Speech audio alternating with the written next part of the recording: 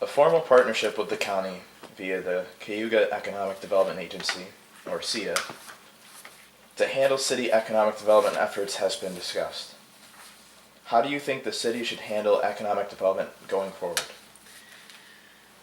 You know, this was many years ago. I suggested that we take $5,000 out of the city and city mayor and council's budget and put towards sending our ED person, economic development person in the city, out on the road.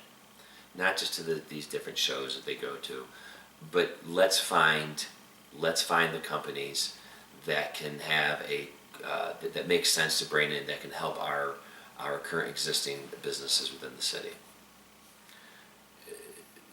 No one wanted to go that approach. Now, I'm in favor of having a combined economic development with the county.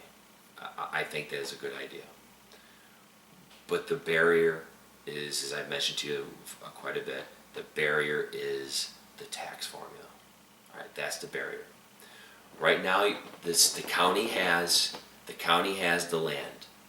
We have the infrastructure. Okay, let's marry those two. Right, let's marry those two. We were under a tax formula before. I think the wrong answer was to exempt out of it. I think it needed to be, if we were still under the old formula, we wouldn't be making that much more. That's true. But it needed to be reworked. The numbers need to be reworked. You know, we keep hearing that we need to think regionally, but everyone wants to think regionally except when it comes to the tax formula, where the city gets a fair share of that tax pie. So that needs to be addressed first. You say, well, Matt, let's do it this way. Let's put that at the end of the list, and let's join up our economic development offices and have one, and then we'll move from there. If that happens, that means the city is on its own. That we'll have all the economic development, and where are these businesses going to go? They're going to go outside the city, for the most part, and the city's going to be left out in the cold. That's why that's got to be one of the first things to do. Now they say, Counselor, there's no way the county's going to do that. What's their incentive to do that? And that's true. The county, I understand their point of view, but what we need to do is have serious discussions. Once we get our comptroller, our financial people in line in City Hall, we need to get various spreadsheets, and we need to talk to various representatives from other towns and say, listen, under this formula, you will get more. Under this formula, you will get more. Now, will there be some towns that will be upset by that because they won't get more? I'm sure there will be, but the key is there'll be enough votes. All right, that's how I think we need to do it. We need to work with the county and make this happen. Now, economic development means more than just manufacturing. We need to be diverse. See, Detroit wasn't diverse, and look what's happened to Detroit. Everything was based on the car industry. So because their economy wasn't diverse, everything crumbled. We need to be diverse. We need to go after manufacturing if we can, and it's difficult in the state. We need to use tourism. We need the theater that's going up.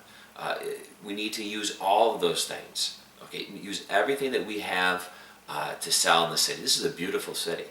I coached at the college for years, and I remember bringing recruits in from Georgia, and the people were absolutely amazed at how beautiful the city is. We do have a lot to offer. We have great schools.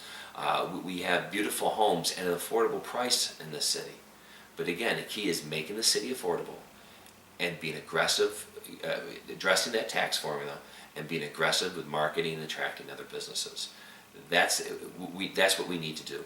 We do need to have that cooperation with the county. Because if we don't, if the city goes down, the towns go down. We need to find that right formula that will work for both the county and the city.